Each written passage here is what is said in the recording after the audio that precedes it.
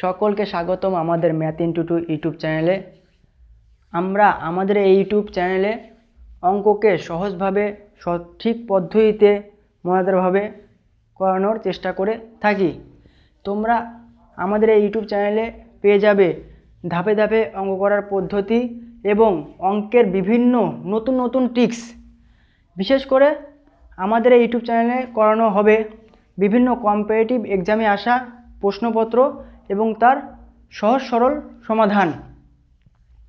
এছাড়াও তোমরা আমাদের এই ইউটিউব চ্যানেলে পেয়ে যাবে বিভিন্ন পরীক্ষাতে আসা প্রশ্নপত্র এবং তার সাজেশন। আশা করি আমাদের এই ইউটিউব চ্যানেলে অঙ্ক করলে তোমরা অনেক কিছু শিখতে পারবে। চলো তাহলে শুরু করা যাক।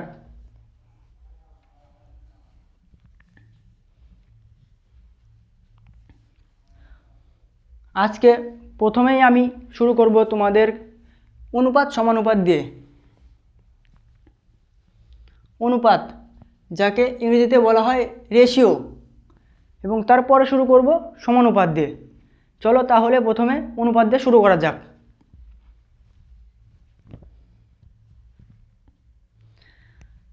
যেহেতু আমরা অনুপাত দিয়ে শুরু করব, তাই আমাদের প্রথমে জানতে হবে অনুপাত বিষয়টা কি। চলো তাহলে দেখে নেওয়া যাক অনুপাত কাকে বলা হয় বা অনুপাতের সংজ্ঞা কি। দেখো, বোর্ডে তোমাদের দেখানো হচ্ছে অনুপাতের সংজ্ঞা। একটি রাশি অপর একটি সমজাতীয় রাশির কত গুণ বা কত ভাগ, তাই হলো অনুপাত। বুঝতে পারছো তো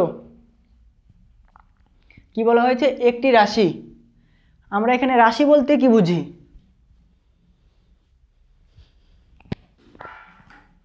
রাশি বলতে কি বোঝানো হয়? দেখো, রাশি বলতে আমরা বলতে পারি ওজনের ক্ষেত্রে। ওজনের ক্ষেত্রে হবে তোমার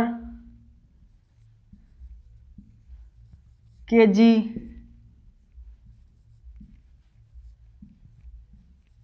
গ্রাম, এছাড়া মিলিগ্রাম, হেক্টোগ্রাম, ডেকাগ্রাম ইত্যাদি। এবং সময়ের ক্ষেত্রে আমরা রাশি বলতে কি বলতে পারি? ঘন্টা,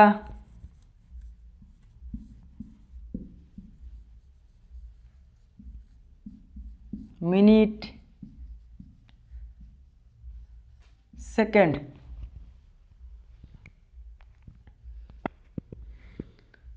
এছাড়া আমরা দৈর্ঘ্যের ক্ষেত্রে বলতে পারি কিমি,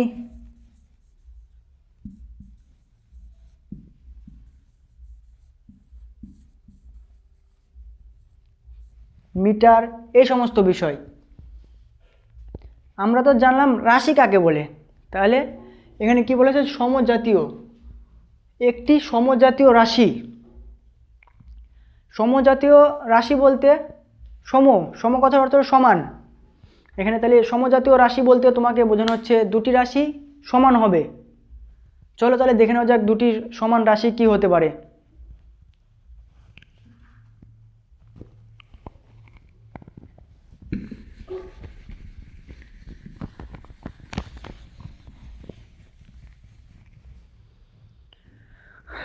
সমজাতীয় রাশি, চলো দেখে নেওয়া যাক। সমজাতীয় রাশি আমরা জানলাম রাশি। রাশি কাকে বলে? রাশিটা কি? এখন দেখা যাক সমজাতীয় রাশি বলতে কি বোঝানো হচ্ছে। সমজাতীয় রাশি বলতে ওজনের ক্ষেত্রে হবে তোমার কেজি। কেজি ইস্টু কেজি, এটাও কেজি, এটাও কেজি। এটাকে আমরা বলতে পারি সমজাতীয়। কিন্তু কোনো কারণে যদি তোমাদের এরকম থাকে কেজি ইস্টু গ্রাম, তাহলে কিন্তু এটা তোমাদের সমজাতীয় রাশি হচ্ছে না, এটা তোমাদের বিজাতীয় রাশি হয়ে যাচ্ছে। যদিও দুটাই ওজনের একক, ওজনের রাশি। ওজনের একটি বড় একক হচ্ছে কেজি এবং ছোট একক হচ্ছে গ্রাম, কিন্তু এখানে তোমাদের অনুপাতের ক্ষেত্রে এটা হবে না। অনুপাতের ক্ষেত্রে তোমাদেরকে অনুপাতে প্রথমেই বলা আছে অনুপাত একটি এককবিহীন রাশি, মানে রাশিটা এই কারণে অনুপাতটা এককহীন রাশি, কারণ আমরা জানি ইস্টু কথার অর্থ হচ্ছে ভাগ অথবা গুণ। তাহলে আমরা সমজাতীয় রাশি থাকলে দুটা যেহেতু সমান, তাই দুপাশ থেকে কেটে দিতে পারি। তাই আমরা এরকম লিখতে পারি কেজি ইস্টু কেজি। এ পাশেও যেহেতু কেজি আছে, এ পাশেও যেহেতু কেজি, তাই আমরা কেজি কেজি বাদ দিতে পারি। এই কারণে অনুপাতকে বলা হয় এককবিহীন রাশি। তাই অনুপাত করতে গেলে আমাদেরকে প্রথমে সমজাতীয় রাশি তৈরি করতে হবে, তারপর অনুপাত করতে হবে। তাহলে বোঝা যাচ্ছে তো সমজাতীয় রাশি বলতে কি বোঝানো হয়। আবার যদি কোথাও থাকে কেজি গ্রাম, তাহলে অনুপাত সম্ভব নয়।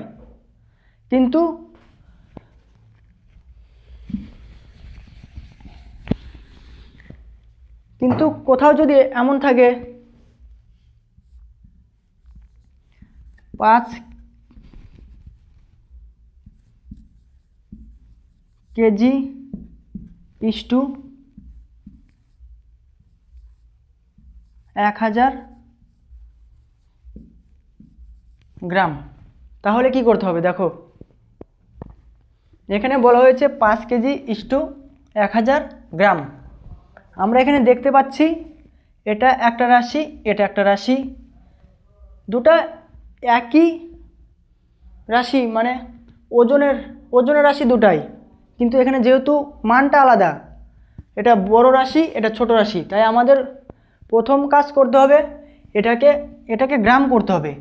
তাহলে আমরা জানি অনুপাত সমজাতীয় রাশির গুণ বা ভাগ, তাই আমাদের সমজাতীয় রাশির ভাগ বা গুণ করতে গেলে রাশিটাকে সমান করতে হবে।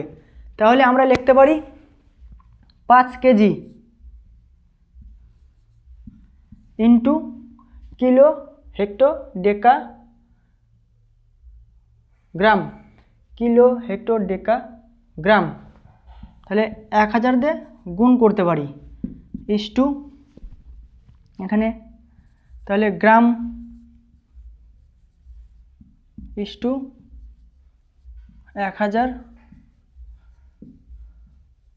গ্রাম।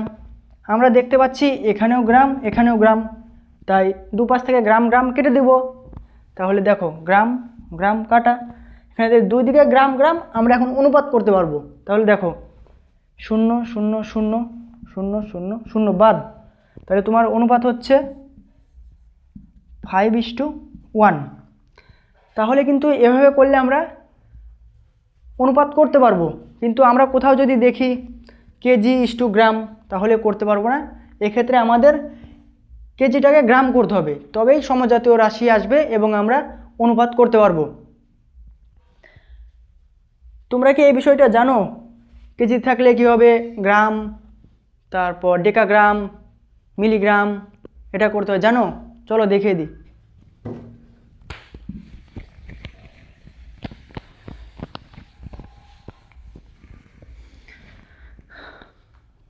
ছোটোবেলায় আমরা শিখেছি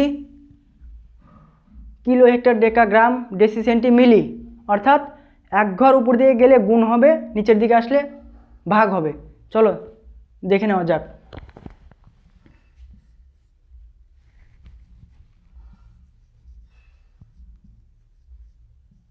কিলো হেক্টর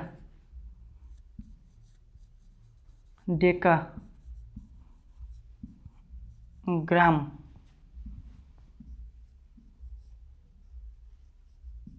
ডেসি সেন্টি মিলি। প্রশ্নতে কি বলা ছিল? 5 কিলো আর গ্রামের মধ্যে সম্পর্ক ছিল। তাহলে দেখো এখানে কিলোর জন্য 1 নিয়েছিলাম আমরা, আর এখানে তোমার 3টা কিলো হেক্টর ডেকা গ্রাম, তাহলে আমরা 0 0 0, তাহলে আমরা তাই লিখেছিলাম 1000 গ্রাম। 1 কিলো সমান সমান 1000 গ্রাম। আমরা জানি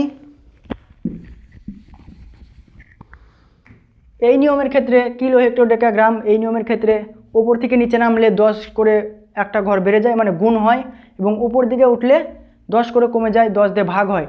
তাহলে আমরা এখানে লিখতে পারি 10 10 10 10 10 10 10, প্রত্যেকটা ঘরের মান 10 করে। তাহলে আমরা যেহেতু কিলো থেকে হেক্টরতে যাব, তাহলে আমাদের 10 দিয়ে গুণ হবে। যাই থাক, যদি বলে তোমার 5 কিলো সমান সমান কত হেক্টোগ্রাম, তাহলে 5 কিলোগ্রাম সমান সমান কত হেক্টোগ্রাম। তাহলে আমরা জানি একটা ঘরের মান 10, তাই তোমার 5-এর সঙ্গে 10 দিয়ে গুণ হবে, তাহলে তোমার হবে 50 হেক্টোগ্রাম। ঠিক এভাবেই যদি তোমাকে বলে 5 কিলো কত মিলিগ্রাম, তাহলে তুমি দেখো এখানে কয়টা ঘর আছে, কিলো আমরা জানি 5 কিলো, তাহলে হেক্টর ডেকা গ্রাম ডেসি সেন্টি মিলি 6, তাহলে তুমি এরকম লিখতে পারো 6 into 10 into 10 into 10 into 10, 1 2 3 4, 10 into 10। যেহেতু আমরা জানি একটা ঘরের মান 10, তাই আমরা 6টা ঘরের জন্য 10 লিখলাম। এটাকে আমরা সরাসরি লিখতে পারি 5 ইন্টু 1 লিখে 1 2 3 4 5 6, 6টে শূন্য, 1 2 3 4 5 6 সমান সমান 5 0 0 0 0 0 0। বুঝতে পারছো তো বিষয়টা কেমন? আবার যদি তোমাকে এমনটা বলা হয়ে থাকে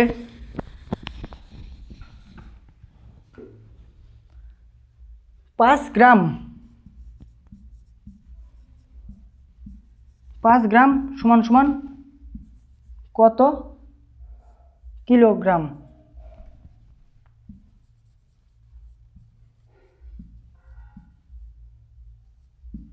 তাহলে কি করতে হবে? দেখো, ওপর থেকে নিচে নামলে 10 দিয়ে গুণ, নিচ থেকে উপরে উঠলে 10 দিয়ে ভাগ। তাহলে আমরা এখানে দেখতে পাচ্ছি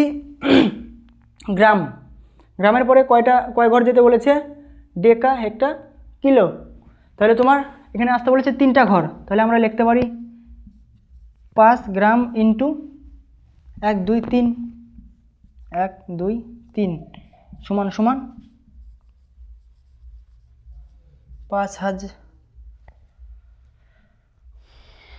5 গ্রাম সমান সমান কিলো, মানে ভাগ হবে, তোমাদের ভাগ হবে 5 ভাগ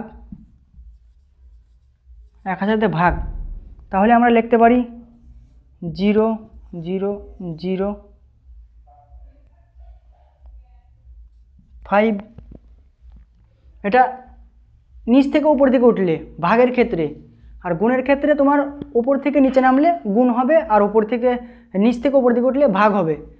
এটা কিন্তু আমাদের অনুপাতের সময় লাগবে, শুধুমাত্র এটার ক্ষেত্রে নয়, ঘন্টা মিনিট সেকেন্ড ওজনের ক্ষেত্রে, kilogram hectogram decagram metre milligram ইত্যাদি ক্ষেত্রে, এবং তোমার দৈর্ঘ্যের ক্ষেত্রে কিলোমিটার হেক্টোমিটার ডেকামিটার এগুলোর ক্ষেত্রে লাগবে। চলো তাহলে পরে কি আছে শুরু করা যাক।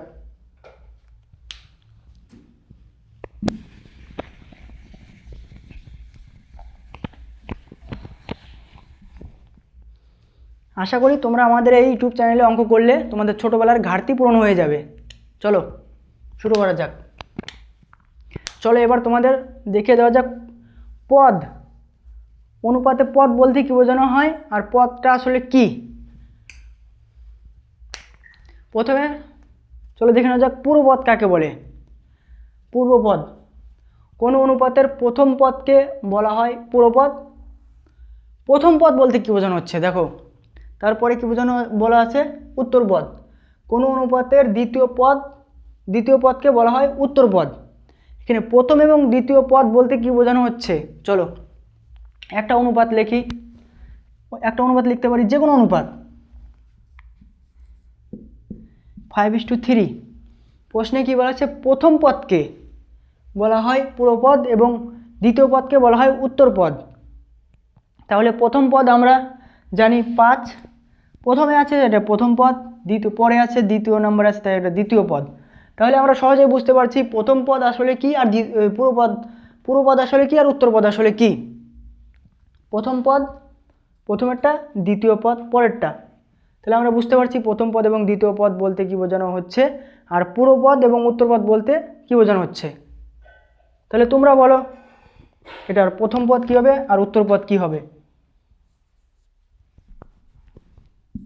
7:10, এটা কমেন্টে জানাও কি হবে, এটার পূর্ব পদ কোনটা উত্তর পদ কোনটা, জানাও কমেন্টে জানাও। চলো পরেরটা কি আছে দেখে নেওয়া যাক।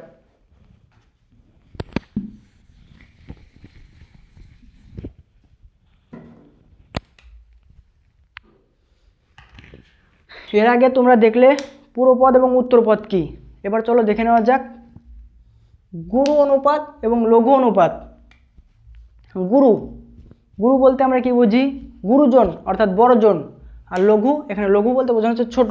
তাহলে চলো দেখা যাক প্রশ্নে কি বলা আছে। একটি অনুপাতের মধ্যে যে সংখ্যাটি বড় তাকে বলা হয় গুরু অনুপাত। প্রথমে বলা হয়েছিল গুরু মানে এখানে বোঝানো হচ্ছে বড়, এখানে গুরু অনুপাত বলতে বোঝানো হচ্ছে একটি অনুপাতের মধ্যে যে অনুপাতটি বড় তাকে বলা হচ্ছে গুরু অনুপাত।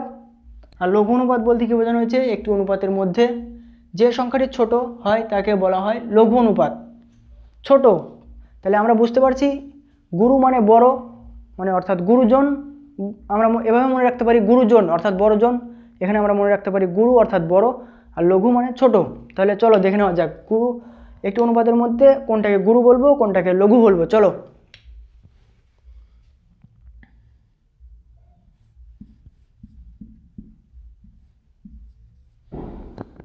আমরা প্রথমে আমরা জানি যে একটি অনুপাতের মধ্যে যে সংখ্যাটি বড় তাকে বলা হচ্ছে গুরু অনুপাত, এবং যে সংখ্যাটি ছোট তাকে বলা হচ্ছে লঘু অনুপাত। তাহলে এখানে আমরা সহজে বুঝতে পারছি কোনটা গুরু এবং কোনটা লঘু। গুরু অর্থাৎ যেটা বড়, তাহলে বড় এখানে 19, এটাকে আমরা বলতে পারি গুরু। আর যেহেতু 17টা সে ছোট, তাই এটাকে আমরা বলতে পারি লঘু। এটা এমনও হতে পারে 19:17, তাহলে এখানে পূর্ব পদটা হবে গুরু অনুপাত এবং উত্তর পদটা হবে লঘু অনুপাত। এক্ষেত্রে এটা হচ্ছে গুরু, এটা হচ্ছে তোমার লঘু। আবার এক্ষেত্রে তোমাদের হচ্ছে এটা গুরু, এটা লঘু। অর্থাৎ গুরু লঘু বলতে বোঝানো হচ্ছে কোনো অনুপাতের মধ্যে যে সংখ্যাটি বড় সেটাই হচ্ছে গুরু, সেটা আগে থাকতে পারে পরে থাকতে পারে, উত্তর পদও হতে পারে পূর্ব পদও হতে পারে। তোমাদের এখানে যেহেতু প্রথম অনুপাতে প্রথমে আছে তোমার 17, তাই এটা লঘু, এটা বড় তাই এটা গুরু। আবার একই অনুপাতটাকে উল্টে দিয়ে দেখাচ্ছি কি হচ্ছে, 19টা প্রথমে আসছে তাই এটা হচ্ছে গুরু, 17টা পরে আছে তাই এটা তোমার হচ্ছে লঘু। তাহলে বোঝা যাচ্ছে তো গুরু অনুপাত আর লঘু অনুপাত কি। চলো আর একটা দিচ্ছি, তোমরা কমেন্টে জানাবে এটা কি হবে।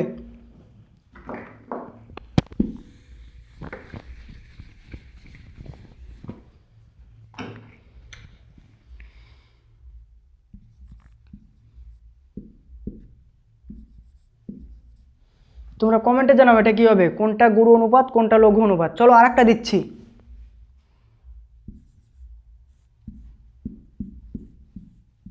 কমেন্টে বলো এটা কোনটা গুরু কোনটা লঘু। চলো পরেরটা দেখা যাক কি আছে।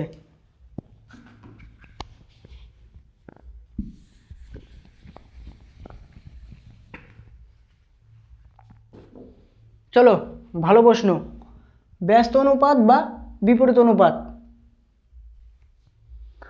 আমরা বিপরীত মানে বুঝতে পারছি বিপরীত, কোনো কিছুর একটা বিপরীত হবে, সোজা থাকলে সেটার বিপরীত হবে। আর ব্যস্ত কথার অর্থ সেই সেম, বিপরীত। ব্যস্ত কথার অর্থ হলো বিপরীত। চলো তাহলে দেখে নেওয়া যাক ব্যস্ত অনুপাত বা বিপরীত অনুপাত বলতে কি বোঝানো হচ্ছে। কোনো একটি অনুপাতের পূর্বপদ, আমরা প্রথমে জেনেছি পূর্বপদ কি উত্তর পদ কি। কোনো একটি অনুপাতের পূর্বপদ উত্তর পদের স্থানে বসে, পূর্বপদ উত্তর পদের স্থানে বসবে এবং উত্তর পদটি পূর্বপদের স্থানে বসে স্থান পরিবর্তন করলে তাকে ব্যস্ত অনুপাত বা বিপরীত অনুপাত বলা হয়। অর্থাৎ প্রশ্নে বলা হচ্ছে পূর্বপদ উত্তর পদের স্থানে বসবে এবং উত্তরপদ পূর্বপদের স্থানে বসে স্থান পরিবর্তন করে ব্যস্ত অনুপাত হবে। চলো তাহলে বুঝে নেওয়া যাক বিষয়টা কি। এখানে যে কোনো একটা অনুপাত আমরা লিখতে পারি, ছোট 3:7। এটা তোমাদের একটি সাধারণ অনুপাত। যদি এরকম প্রশ্নতে বলা থাকে যে এটার ব্যস্ত অনুপাত কি, তাহলে প্রশ্নতে আমাদের কি বলা ছিল, মানে অনুপাত দুটি স্থান পরিবর্তন করবে। দেখো এখানে তাহলে তোমাদের ব্যস্ত অনুপাত হবে 7:3। প্রশ্নতে কি বলা আছে, অনুপাত দুটি শুধু স্থান পরিবর্তন করবে, উত্তরপদ পূর্বপদের স্থানে বসবে এবং পূর্বপদ উত্তরপদের স্থানে বসবে, তবেই তোমাদের এটা ব্যস্ত অনুপাত হবে। চলো পরেরটা দেখে নেওয়া যাক।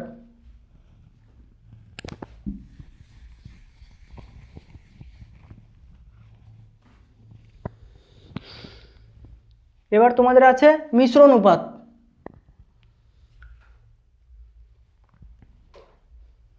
দুই বা ততোধিক অনুপাতের পূর্বপদগুলির গুণফলকে এবং পূর্বপদ এবং উত্তরপদগুলির গুণফলকে উত্তরপদ ধরে যে অনুপাত পাওয়া যায় সেই অনুপাতকে যৌগিক অনুপাত বা মিশ্র অনুপাত বলা হয়। বুঝতে পারছো কি বলা হচ্ছে? দুই বা ততোধিক অনুপাতের পূর্বপদগুলিকে গুণ করে পূর্বপদ ধরে এবং উত্তরপদগুলিকে উত্তরপদ ধরে গুণ করে যে অনুপাত পাওয়া যাবে সেটাকেই বলা হবে মিশ্র অনুপাত। বিষয়টি একটু বলতে একটু কঠিন হলেও বিষয়টা সোজা। চলো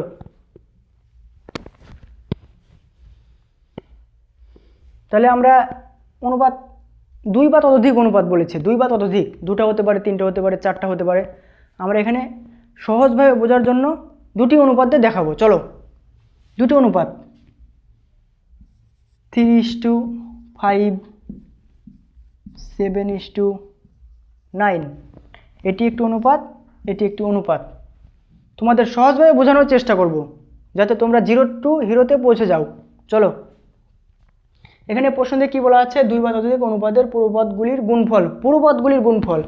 আমরা প্রথমে জেনেছি পূর্বপদ কি, উত্তরপদ কি, লঘু অনুপাত কি, গুরু অনুপাত কি। আমাদের এখানে চেয়েছে পূর্বপদ আমরা বলতে জানি একটি অনুপাতের প্রথম পদকে বলা হয় পূর্বপদ, আর একটি অনুপাতের দ্বিতীয় পদকে বলা হয় উত্তরপদ। তাহলে আমাদের প্রশ্নে বলা আছে পূর্বপদগুলির গুণফলকে পূর্বপদ ধরে এবং উত্তরপদগুলির গুণফলকে উত্তরপদ ধরে। তাহলে আমরা জানি এটা একটা পূর্বপদ, এটা একটা পূর্বপদ, তাহলে দুটার গুণ, এটা একটি অনুপাত, এটা একটি অনুপাত, এটি দুটোর গুণ। তাহলে তোমাদের এখানে নতুন অনুপাত কি হবে, দুটো অনুপাতের প্রথম পদকে গুণ করতে হবে প্রথম পদকে প্রথম পদের সঙ্গে এবং দ্বিতীয় পদকে দ্বিতীয় পদের সঙ্গে গুণ করে যে অনুপাতটা আসবে সেটাই হলো মিশ্র অনুপাত। চলো দেখা যাক। তাহলে তোমাদের এখানে কি হচ্ছে, 3:7:5:9। তোমাদের নতুন অনুপাত তাহলে কি হচ্ছে 21:5:9=45। তোমাদের এটা হচ্ছে নতুন অনুপাত। কি বলা হয়েছিল প্রশ্নতে, প্রথম পদকে প্রথম পদের সঙ্গে অর্থাৎ পূর্বপদকে পূর্বপদের সঙ্গে এবং দ্বিতীয় পদ অর্থাৎ উত্তরপদকে উত্তরপদের সঙ্গে গুণ করে যে অনুপাত পাওয়া যাবে সেটি হলো তোমার হলো মিশ্র অনুপাত বা যৌগিক অনুপাত। তাহলে আমরা কি করলাম, প্রথম পদ ইন্টু প্রথম পদ, দ্বিতীয় পদ ইন্টু দ্বিতীয় পদ করলাম, তাহলে আমাদের চলে আসলো মিশ্র অনুপাত। তোমরা ইচ্ছা করলে এটাকে ছোট করতে পারো। তোমার এখানে ছোট কী দিয়ে ছোট হচ্ছে, 3 দিয়ে, 3×7=21, 3×15=45। এর থেকে আর লঘিষ্ঠ আকারে প্রকাশ করা যাচ্ছে না, তাই এটা আমাদের লাস্ট উত্তর হবে। তাহলে তোমাদেরকে একটা অঙ্ক দিচ্ছি, চলো এটা কমেন্টে জানাবা এটা কি হবে।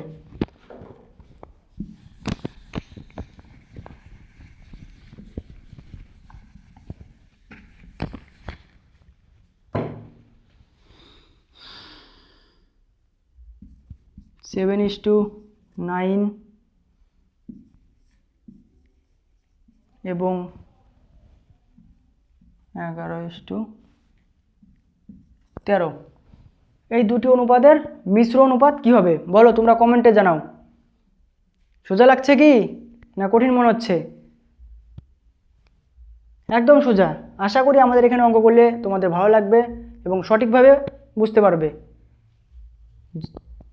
চলো এটা তোমাদেরকে করিয়ে দিয়ে অন্যটা দিচ্ছি, চলো তোমরা ওটা কমেন্টে জানাবে। এটা আগে তোমাদেরকে আরেকটা বুঝিয়ে দিচ্ছি।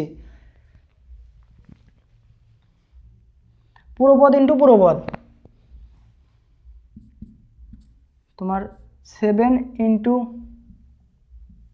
11:9:13। কি বলা হয়েছিল? প্রথম ইন্টু প্রথম, দ্বিতীয় ইন্টু দ্বিতীয়। তাহলে তোমার এখানে কি হতে পারে? 7×77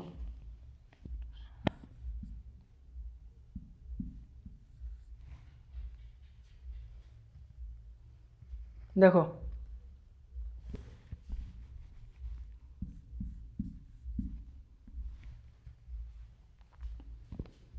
কি বলা হয়েছে? প্রথম দুই পদ অত্যধিক অনুপাতের পূর্বপদগুলির গুণফল, অর্থাৎ পূর্বপদ বলতে আমরা জানি প্রথম পদ ইন্টু প্রথম পদ এবং উত্তর পদ অর্থাৎ দ্বিতীয় পদ ইন্টু দ্বিতীয় পদ। চলো, এটা তো তোমাদের 2 সংখ্যা দিয়ে গেল, এবার তোমাদের 3 সংখ্যা দিয়ে দেখাচ্ছি কেমন। 3টে অনুপাত দিয়ে দেখাবো। ইচ্ছা করলে 3টা 4টা 5টা 6টা 7টা ইচ্ছা মতো হতে পারে অনুপাত। আমাদের শুধু দেখতে হবে পূর্বপদ কোনটা, উত্তরপদ কোনটা, প্রথম পদ কোনটা, দ্বিতীয় পদ কোনটা।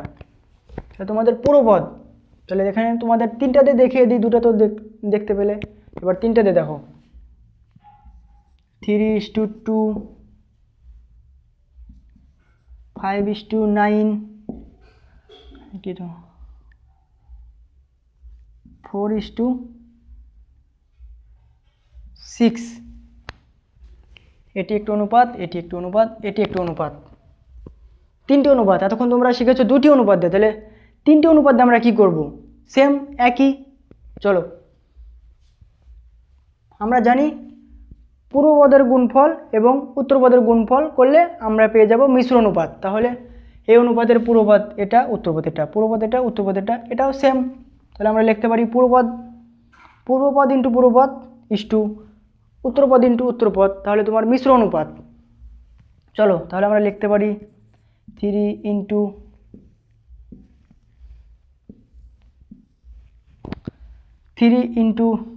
5 ইন্টু 4:2 ইন্টু 9:6। তাহলে তোমাদের এখানে কি হচ্ছে? 3×60 9×12 9×96। এটা তোমার 3 সংখ্যার অনুপাত।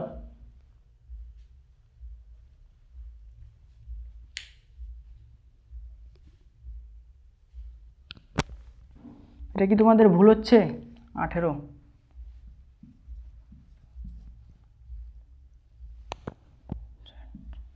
84 হচ্ছে। চলো,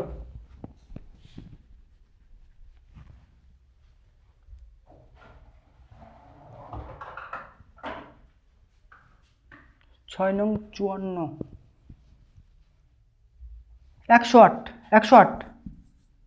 108। চলো, ভুল হচ্ছিল একটু। চলো, 108। তাহলে এটাকে আমরা লঘিষ্ঠ আকারে প্রকাশ করতে পারি। 2 দিয়ে লঘিষ্ঠ আকারে প্রকাশ করলে কি হচ্ছে? 30:54। আরও লঘিষ্ঠ আকারে প্রকাশ করা যাচ্ছে, তোমার হচ্ছে 15:, তোমার এখানে হচ্ছে 27। আরও লঘিষ্ঠ আকারে প্রকাশ করা যাচ্ছে 3×5=3×3=27। দেখো মিশ্র অনুপাত কি হচ্ছে। অনুপাত বলতে আমরা এমন বুঝি, মানে যত দিয়ে ভাগ করা যাবে ততটাই মানে লঘিষ্ঠ আকারে প্রকাশ করতে হবে, যত ছোট আকারে প্রকাশ করা যায়। চলো, তাহলে আজকে তোমাদের অঙ্ক দিয়ে শুরু করা যাক। আমরা এখানে কি জানতে পারলাম? অনুপাত কি, অনুপাতের উত্তরপদ পূর্বপদ কি, লঘু অনুপাত কাকে বলে, গুরু অনুপাত কাকে বলে। এছাড়াও আমরা জানতে পারলাম বিপরীত বা ব্যস্ত অনুপাত কাকে বলে, এবং সর্বশেষ জানতে পারলাম মিশ্র বা যৌগিক অনুপাত কাকে বলে। চলো তাহলে পরের অঙ্ক দিয়ে শুরু করা যাক। আজকে প্রথম দিন, তোমাদের অল্প কিছু দিয়ে শুরু করব। চলো।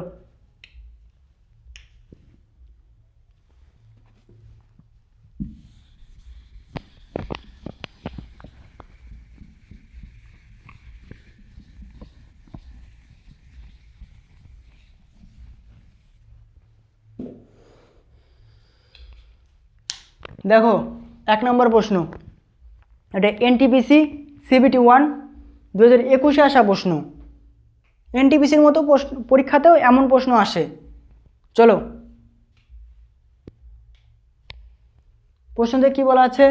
1 নম্বর প্রশ্ন দেখো, যদি A:B = 3:4 এবং B:C = 5:7 হয়, তবে A:C এর মান নির্ণয় করো। এখানে কি বলেছে, A:B এবং B:C এর মান দেওয়া আছে, কিন্তু এখানে চেয়েছে কি A:C, যেটার মান আমরা জানি না, কিন্তু অঙ্ক করলে সহজে আমরা জানতে পারবো। চলো, যদি তোমাদের এরকম অঙ্ক থাকে তাহলে ভয় পাওয়ার কোনো কারণে, একদম সোজা, একদম সহজ। চলো, তাহলে আমাদের প্রথম কাজ কি করতে হবে, এখানে আমরা দেখতে পাচ্ছি A, B এবং C তিনটার মান দেওয়া আছে। তাহলে আমরা এখানে প্রথমে লিখে নিতে পারি A:B = 3:4, আর একটি কি দেওয়া আছে B:C = 5:7। আমাদের এখানে এই দুটির মান দেওয়া আছে, কিন্তু আমাদের মান চেয়েছে A:C কত হবে। তাহলে আমাদেরকে এখানে দেখতে হবে A:C কত। তাহলে আমাদের এই A:C মান বের করতে গেলে মান বের করতে হবে A:B:C। তাহলে আমরা A:B:C মান কীভাবে বের করব, চলো।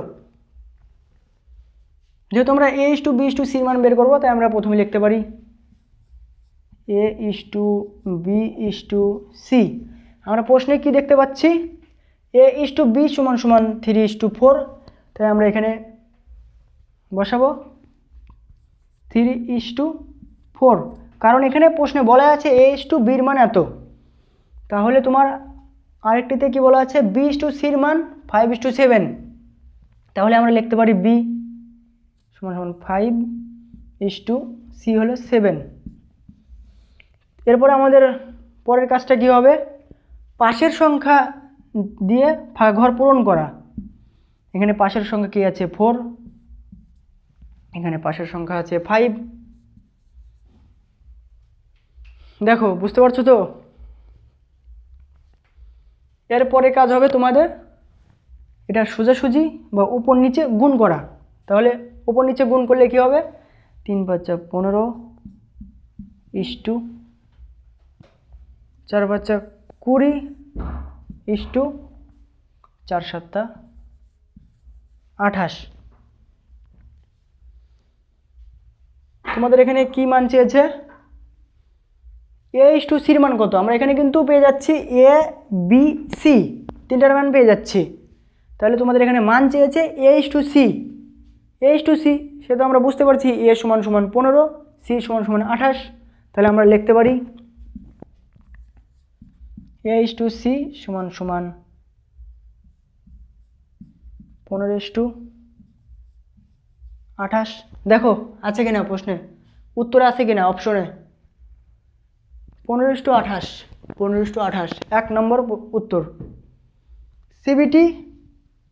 এনটিপিসি CBT 1-এ আসা প্রশ্ন, 2021 সালে আসছিল। চলো এরপরে দেখে নেওয়া যাক কি প্রশ্ন আছে। চলো, বুঝতে পারছো তো কেমন করে হচ্ছে। চলো তোমাদেরকে আবার দেখিয়ে দিচ্ছি। যদি প্রশ্নে বলা থাকে, যদি A:B = 3:4 এবং B:C = 5:7 হয়, তবে A:C এর মান নির্ণয় করো। এখানে চেয়েছে A:C।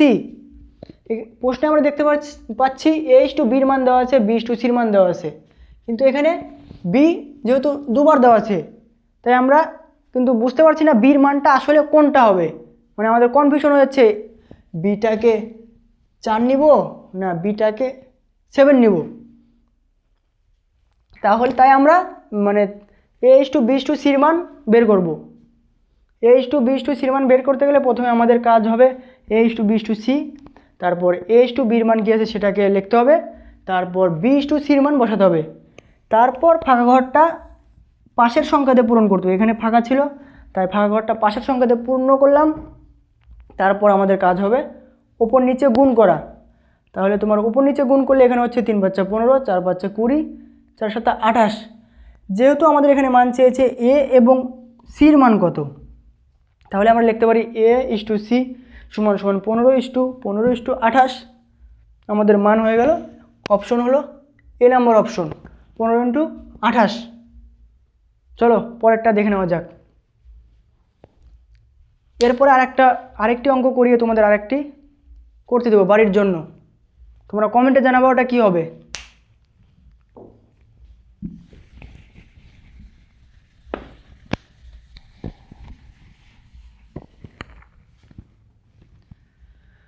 দুই নম্বর প্রশ্ন দেখো, কেপি 2023-এ আসা প্রশ্ন। তাহলে 2 নম্বর প্রশ্নতে কি বলা আছে, a:b = 3:4 এবং b:c = 6:5 হলে a:c এর মান কত? প্রশ্নের ডিজিটটা শুধু আলাদা, কিন্তু টাইপটা কিন্তু একদম সেম টু সেম। দেখো প্রশ্নটা পড়ো, তোমরা একবার পড়ে দেখো প্রশ্নটা। টাইপ সেম, ডিজিট আলাদা। দেখো কি হবে। 2 নাম্বার এখানে কি বলা আছে, a:b = 3:4, আর একটা কি বলা আছে তোমাদের b:c = 6:5। এখানে আমরা দেখতে পাচ্ছি a:b = 3:4, b:c = 6:5। তাহলে আমরা লিখতে পারি a:b:c। তাহলে আমরা a:b এর মান বসাবো। a:b এর মান কি বলা আছে 3:4, আমরা লিখতে পারি 3:4।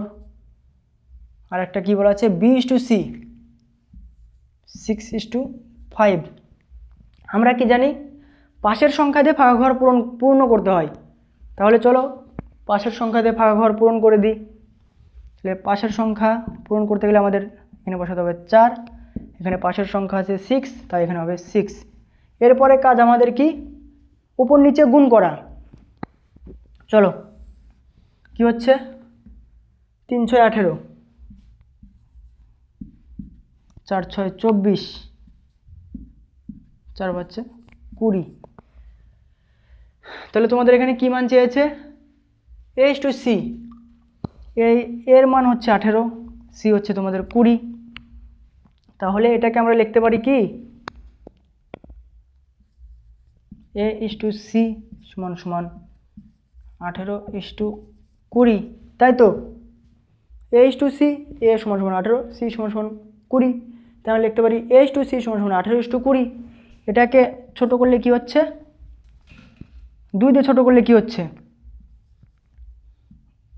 9:10। দেখো তো আছে কিনা, হ্যাঁ আছে, 1 নম্বর উত্তর। 1 নম্বর নয়, সি নাম্বার হবে, সি নাম্বার 9:10। চলো অঙ্কের টাইপ সেম, কিন্তু ডিজিটটা শুধু আলাদা। আর পরীক্ষাতে তোমাদের সেম টাইপেই আসবে, ভয় পাওয়ার কোনো কারণ নেই। প্রতিটা প্রশ্নতে এরকম, প্রতিটা এক্সামে এরকম প্রশ্ন থাকবেই, গ্যারান্টি। শুধু টাইপ জানতে হবে, ডিজিটটা পাল্টাবে, কিন্তু আমাদের টাইপ জানতে হবে।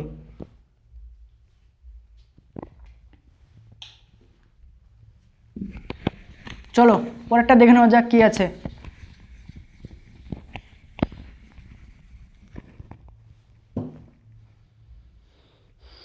দেখো সেম টাইপের অঙ্ক,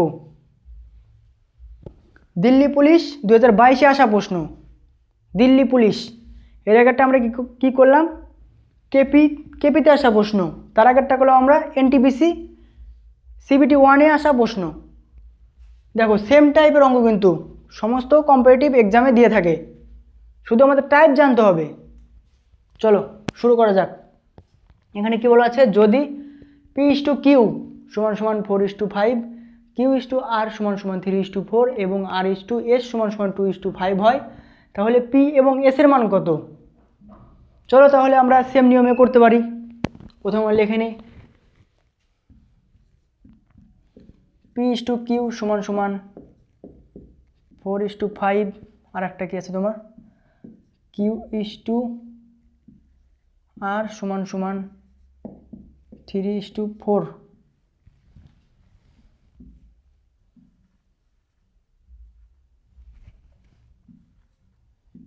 R/S সমান সমান 2:5।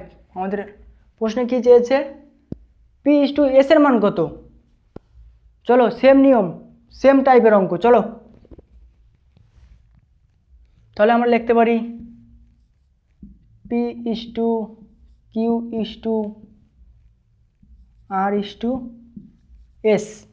তাহলে P/Q/R/S, তাহলে আমরা প্রথমে PQ এর মান বসাতে পারি। PQ, তাহলে PQ কি আছে এখানে 4:5 তোমার। তারপরে কি বলেছে Q/R, Q/R কি বলেছে 3:4, তাই আমরা 3:4 এর মান বসাতে পারি। তারপরে তোমাদের কি বলা আছে প্রশ্নতে R/S এর মান 2:5। তাহলে আমরা জানি এরপরে আমাদের কাজ হচ্ছে ফাঁকা ঘর পাশের সংখ্যা দিয়ে পূর্ণ করা। তাহলে এখানে তোমার পাশের সংখ্যা বলতে 5:5, এখানে তোমার পাশের সংখ্যা বলতে 4, তাহলে আমরা ফাঁকা ঘর পূরণ করব 4 দিয়ে। এখানে তোমার ফাঁকা ঘর বলতে হচ্ছে 3, এখানে তোমার ফাঁকা ঘর 2:2। এরপরে কাজ আমাদের কি করতে হবে? উপর নিচে গুণ করতে হবে। তাহলে তোমার এখানে হচ্ছে 3 4 12, 12 তোমার 24,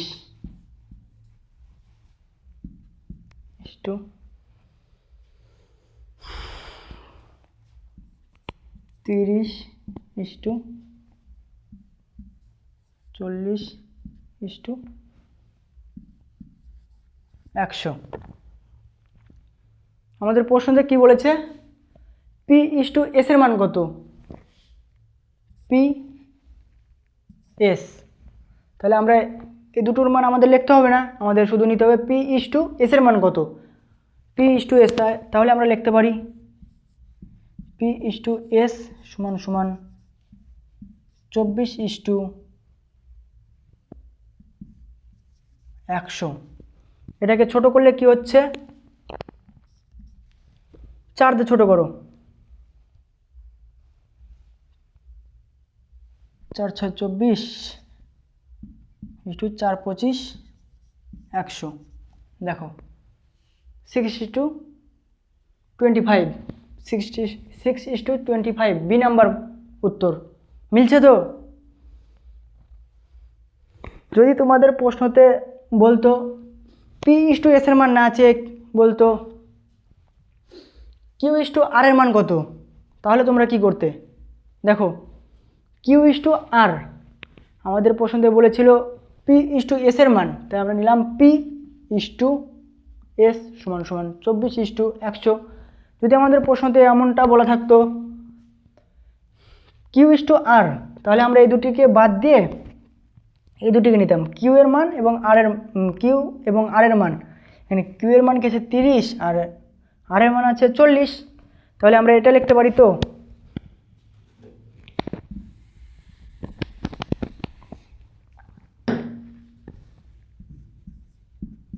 Q/R সমান সমান 30:40, শূন্য দিক এই পাশ থেকে শূন্য বাদ, এই পাশ থেকে শূন্য বাদ, সমান সমান 3:4।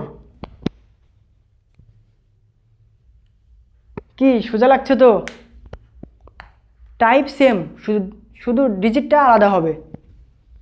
দিল্লি পুলিশ 2022-এ আসা প্রশ্ন, প্রত্যেকটা কম্পিটিটিভ এক্সামে এমন প্রশ্ন থাকবে গ্যারান্টি। চলো পরেরটা দেখে নেওয়া যাক কি আছে।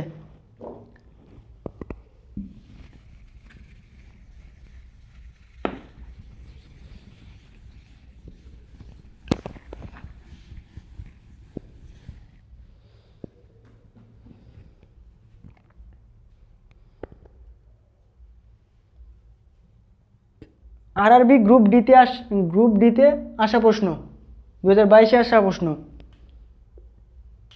আরআরবি গ্রুপ ডি, যেটা বর্তমানে খুবই একটা জনপ্রিয় পোস্ট, রেলের ক্ষেত্রে একটি বড় একটি ডিপার্টমেন্ট। আরআরবি গ্রুপ ডি প্রশ্নতে কি বলা আছে, এ এবং বি এর বেতনের অনুপাত 4:5, বি এবং সি এর বেতনের অনুপাত 3:4। তাহলে এ এর বেতন ও সি এর বেতনের অনুপাত কত? তাহলে আমরা লিখতে পারি, যেহেতু বলেছে এ এবং বি এর বেতনের অনুপাত, তাহলে আমরা লিখতে পারি A/B এর অনুপাত বলেছে কত, 4:5। আরেকটি কি বলা আছে, বি এবং সি এর বেতনের অনুপাত, তাহলে B/C = 3:4। আমাদের কি চেয়েছে, এ এবং সি এর বেতনের অনুপাত কত? তাহলে আমরা সেম প্রথম অঙ্কের মতো করতে পারি, A/B/C। আমরা এখানে জানি A/Bর মান 4:5, এখানে B/Cর মান 3:4। আমাদের এর পরের কাজ পাশের সংখ্যা দিয়ে ফাঁকা ঘর পূর্ণ করা। চলো, পাশের সংখ্যা 5, তো এখানে আমরা 5 বসাবো, পাশের সংখ্যা 3, তো এখানে আমরা 3 বসাবো। এর পরের কাজ আমাদের উপর নিচে গুণ করা, তাহলে 12, 15 আর 20। আমাদের মান কি চেয়েছে, A/C এর বেতনের অনুপাত, এ আর সি। তাহলে আমরা লিখতে পারি A/C = 12:20। এটাকে আমরা ছোট করলে কি হচ্ছে দেখো, 4 দিয়ে ছোট করো, 3 4 12, 4 5 20। তাহলে তোমার 3:5 এ নাম্বার দেখো, 3:5 গ্রুপ ডিতে আসা প্রশ্ন, 2022-এ আসা প্রশ্ন। কি বলেছি, প্রত্যেকটা কম্পিটিটিভ এক্সামে থাকবেই, গ্যারান্টি থাকবেই। আশা করি আমাদের এই ইউটিউব চ্যানেলে অঙ্ক করলে তোমাদের ভালো লাগবে। চলো,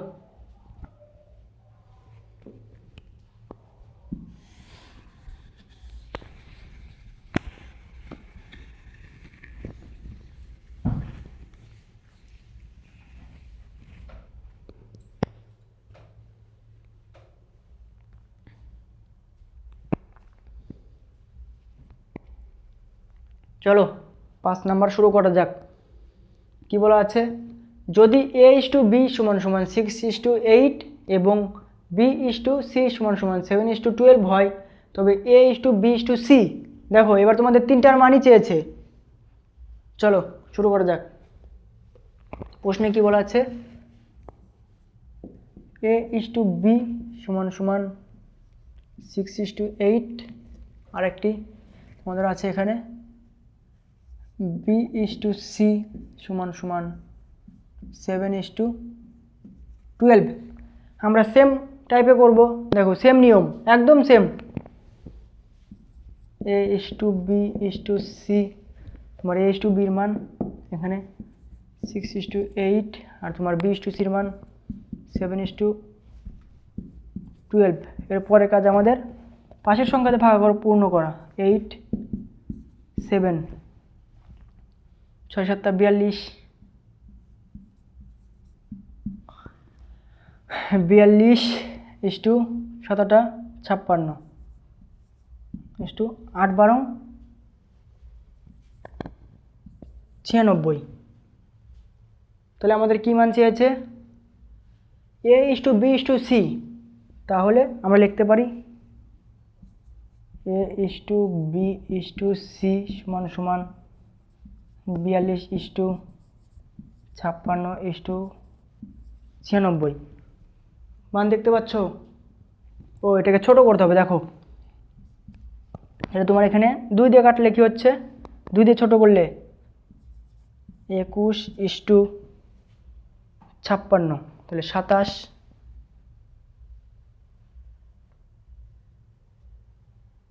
21।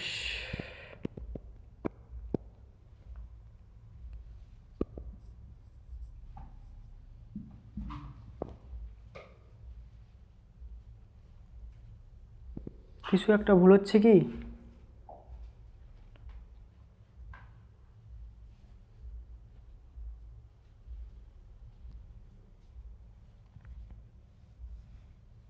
কিছু একটা ভুল হচ্ছে।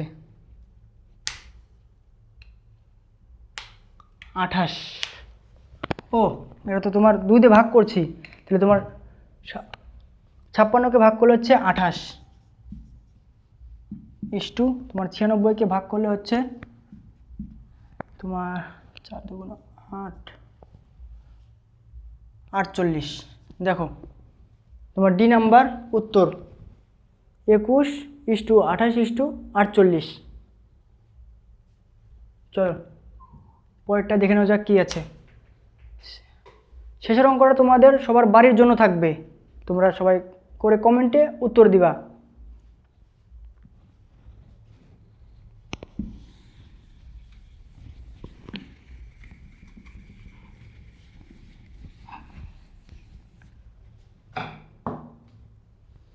দেখো আরপিএফ 2019-এ আসা প্রশ্ন, same type, same to same, শুধু শুধু ডিজিট আলাদা হবে, ডিজিট পরিবর্তন হবে কিন্তু টাইপ পরিবর্তন হবে না।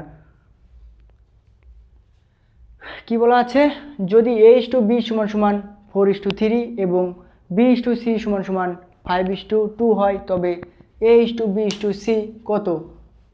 সেম টু সেম, শুধু ডিজিট পরিবর্তন কিন্তু টাইপ সেম। পারবে তো করতে? করো, এটা করে কমেন্টে জানাও কি হবে, তারপর আমি করে দিচ্ছি। চলো 2 মিনিট টাইম দেওয়া হলো, 2 মিনিট।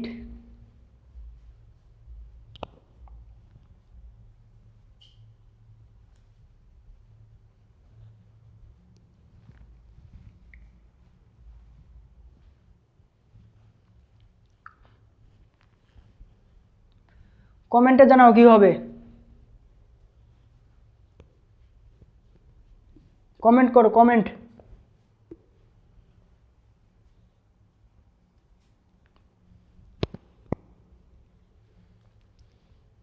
চলো করে দিচ্ছি। প্রথম দিন একটু অসুবিধা হতে পারে, কিন্তু অঙ্কগুলো কিন্তু অনেক সহজ। আশা করি আমাদের এই চ্যানেলে অঙ্ক করলে তোমরা অনেক কিছু শিখে যাবে। তোমাদের ছোটোবেলা থেকে শুরু করে একদম হাই লেভেলে পৌঁছে দেবো, যাকে এক কথায় বলে 0 to হিরো। চলো চলো করে দেওয়া যাক। A:B =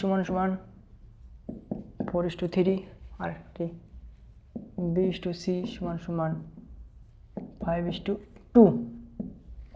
তাহলে আমরা লিখতে পারি A:B:C 4:3 5:2।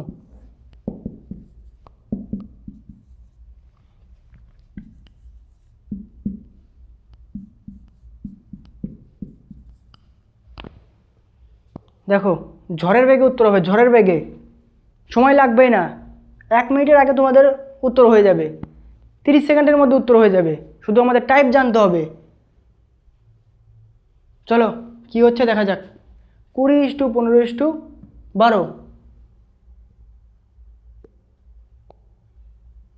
20 না, ভুল হয়েছে, মানে 6 হবে, 3 2 6। Option number A, 20:15:6। বুঝতে পারছো তো অঙ্ক? ভালো লাগছে? আশা করি আমাদের এই ইউটিউব চ্যানেলে অঙ্ক করলে ভালো লাগবে এবং অনেক কিছু শিখতে পারবে। আমরা আমাদের এই ইউটিউব চ্যানেলে ডেইলি অঙ্ক করাতে চলেছি, তাই যদি আমাদের অঙ্ক করতে ইচ্ছা হয়, আমাদের অঙ্ক করতে ভালো লাগে, তাহলে চ্যানেলটিকে সাবস্ক্রাইব করে রাখতে পারো, যাতে আমাদের অঙ্ক তোমাদের কাছে প্রথমে পৌঁছে যায়। তাহলে চলো আজকে এখানে শেষ করছি, আবার কালকে দেখা হবে নতুন টাইপ, নতুন অঙ্ক নিয়ে। আমরা আশা করব যতটা সহজভাবে করানো যায়, একদম বেসিক টু টেকনিক হিসাবে করানোর চেষ্টা করব। চলো, কালকে আবার দেখা হবে নতুন নিয়মে, নতুন টিক্সে। চলো, আজকে এখানেই শেষ। সবাইকে ধন্যবাদ, সবাইকে থ্যাঙ্কস। চলো।